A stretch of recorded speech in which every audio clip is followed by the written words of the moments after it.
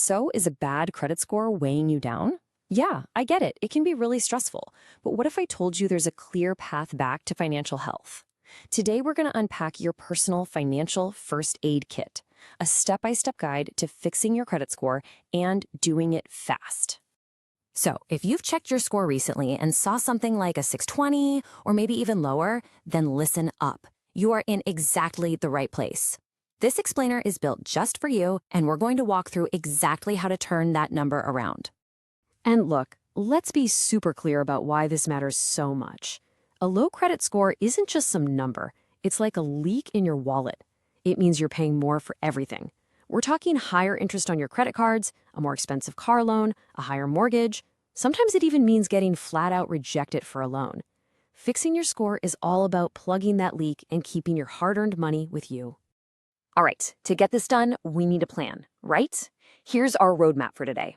We're going to start with a quick financial checkup, then pinpoint the exact problems on your report, and then we'll dive into specific, powerful fixes for the biggest issues, like late payments, collections, and those high credit card balances. Let's get right into it.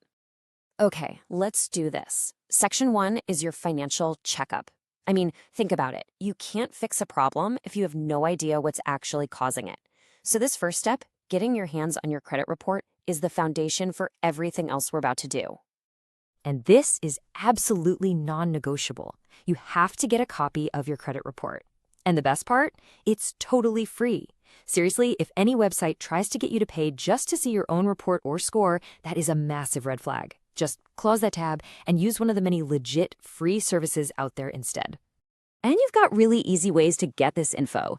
Services like Credit Sesame, they offer free reports and scores. Plus, you are legally entitled to a free report from all 3 of the big credit bureaus every single year at annualcreditreport.com. So just pick a service, pull your report, and you'll be ready for the next step. All right, report in hand? Good. Now it's time to play detective. We're in Section 2, diagnosing the damage. We've got to understand what actually goes into your score so we can figure out exactly what's pulling it down. Okay, so here's the breakdown of your score, and this is where it gets really interesting. Just look at this. 2 things, your payment history and the amounts owed, make up a whopping 65% of your score.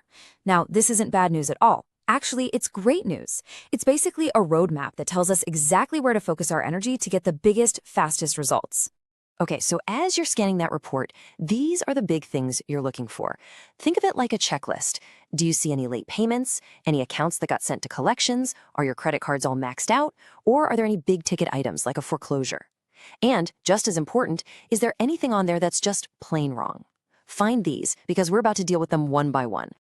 And now for our first treatment plan. Section 3 is all about fixing late payments. Because your payment history is the single biggest chunk of your score, we're talking a full 35%, tackling any problems here has got to be your #1 priority, period. And here's something you got to understand. Not all late payments are created equal. A 90-day late payment hurts your score way, way more than a 30-day one. And a late payment from last month, that's going to do a lot more damage than one from 5 years ago. So this means you have to act fast to stop the bleeding and keep things from getting worse. So here is your 4-step action plan. First, if you have an account that's late right now, pay it. Bring it current immediately. That stops a 30-day late from becoming a much worse 60 or 90-day late. Second, if you're struggling, call your lender. Ask them about a payment plan. Third, if you've already paid off an account that had a late mark, call them up and politely ask for a goodwill removal. You're pretty much just asking for a courtesy deletion now that you're back in good standing. It works more often than you think. And fourth, check every detail. If the date is wrong or the amount is wrong, you need to formally dispute it. All right, let's move on to the next big one you might find on your report, accounts in collections.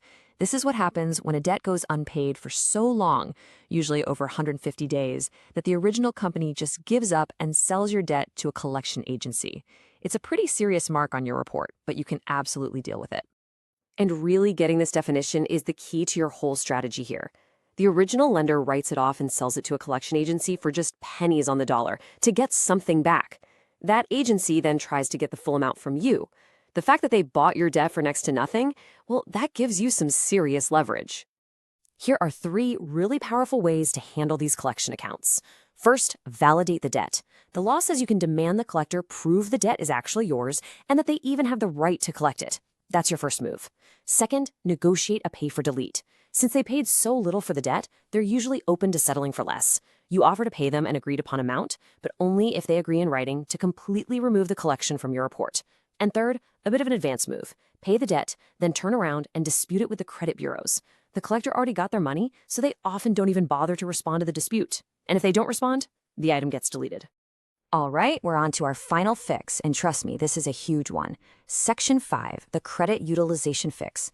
This right here is often the single fastest way to see a big jump in your score, mainly because it's something you have a ton of immediate control over. So here's the whole idea in a nutshell. Lenders get really nervous when it looks like you're using too much of the credit you have available. Keeping your balances under 30% of your total limit is good, but if you really want an excellent score, the goal is under 10%. It just screams, I'm responsible and I'm not overextended. This example right here makes it crystal clear. On the left, you have a $950 balance on a card with a $1,000 limit. That's 95% utilization, a massive red flag. But look at the right. It's the exact same $950 of debt, but on an account with a $10,000 limit. Suddenly, your utilization is a super healthy 9.5%. It's proof that it's not just about how much you owe, it's about that ratio. So how do you actually get that ratio down? Well, you've got two main paths. The best way, the most direct way, is to simply pay down your balances. But there's a second, more strategic way. Increase your total credit limit. You can do this by asking for a limit increase on a card you already have, or by opening a new one.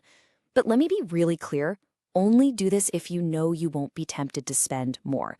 If that's a risk, stick with option 1. And all of this brings us to what might be the most important takeaway of this whole thing. Your credit score isn't something that just happens to you. It's a direct reflection of your choices and actions.